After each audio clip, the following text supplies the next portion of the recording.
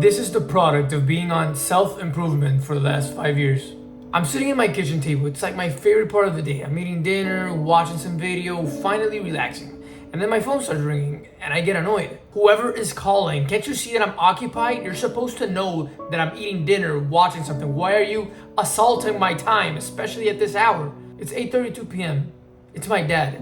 I stare at my phone, contemplating on whether I should take it or not. I mean, if I do, then technically I'm not wasting time. That's productive. I could talk while I eat, but I only have a bit of food left on my plate. So if the phone call takes more than the 3 minutes that it would take for me to finish this meal, then I'd be wasting time.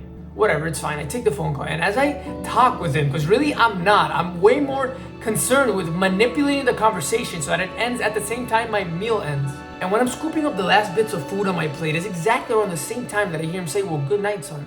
I love you." But that didn't seem to hit. You know what did though? You know what did cause this high inside me? The fact that both the conversation and the meal ended in sync and that no time was wasted. And it wasn't until the morning later, I'm about to pray and I get this feeling of like, really? Did I really sat there and stop thinking about whether picking up his phone or not? Like, what the hell is wrong with me? They actually sat there and had the balls to analyze the food on my plate and compare it to the time that it would take for me to conversate with my dad. What? There is no single greatest return on my time activity than the opportunity to speak with my dad. And I know that, but this is just the product of years of being in the self-improvement journey, of reading all these books about optimizing time. My brain has become fixated on chasing the highest return on my time activity, to always trying to maximize the return on my time. And that's great, the fact that you've cultivated this awareness around your time and you're protecting it, you're treating it as your number one asset. And I'm not saying not to spend your time wisely. What I am saying, however, is that it is very easy to, throughout this journey, become obsessed and start developing unwanted side effects that make you become someone who, because he's always trying to be so overproductive, ironically ends up being totally unproductive. I flush the toilet exactly around 14 seconds before my pee-in so that I can time it perfectly so that no time is wasted. I don't just brush my teeth in front of the mirror like a normal human being. No, I have to leverage the fact that I don't need to stand there. So let me go ahead by go to the closet and start pulling out my clothes for what I'm gonna wear that day, or let me get the water running. If I'm cooking, I can't just only cook. I need an audiobook, podcast, 20 push-ups while I'm waiting for the microwave to beep. If I'm walking, same thing. Podcast, phone call, audiobook, work email. How can I maximize the return on my time?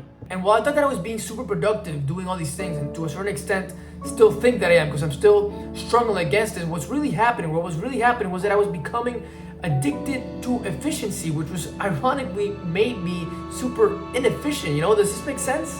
In the process of always wanting to maximize the return on my time, I became someone who lost the ability to be able to identify what was that maximum return. But if you ask me though, I was killing it.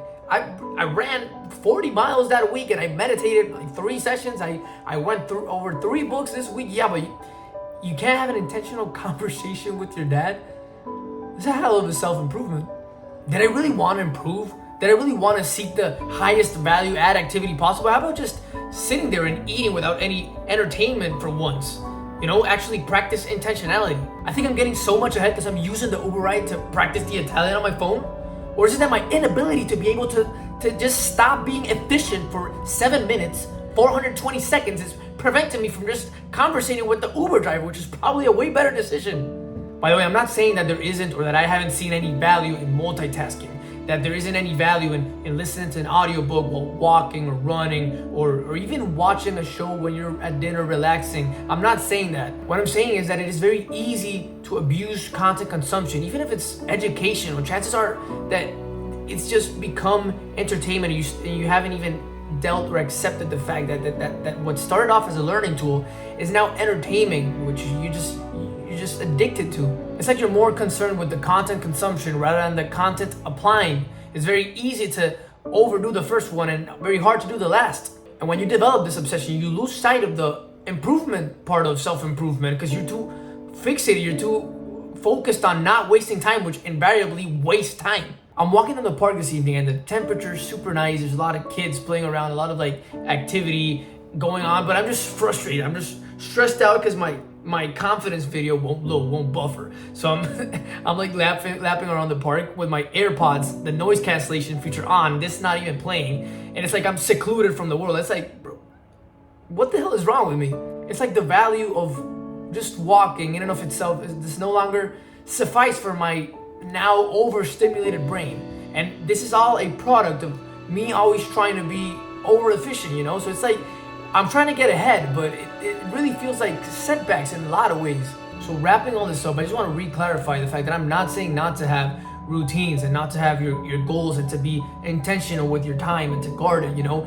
In fact, 99% of people are probably better just not watching this video at all. But if you have fallen down this path, which if you've made it this far in the video, honestly, you probably have, then I invite you to be reflective and to recognize whether you've become a little obsessive.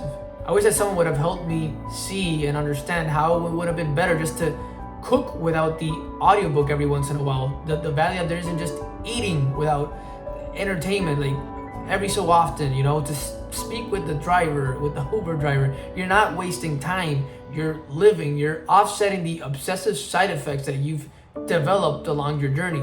Maybe if I would have followed this advice, then my brain wouldn't automatically interpret a phone call from my dad as an assault on my time, and rather see it as what it was, you know, as a sign of love, the highest value add activity at the time. And that is all that I have for you guys today. Thank you so much for tuning in. I do really hope that this video was worth your while, and if it was, I really appreciate if you click the like, comment, subscribe, or share with a friend, you know, whatever type of support we'll all receive it, you know. So yeah, I love you guys, and I will see you in the next one. Peace.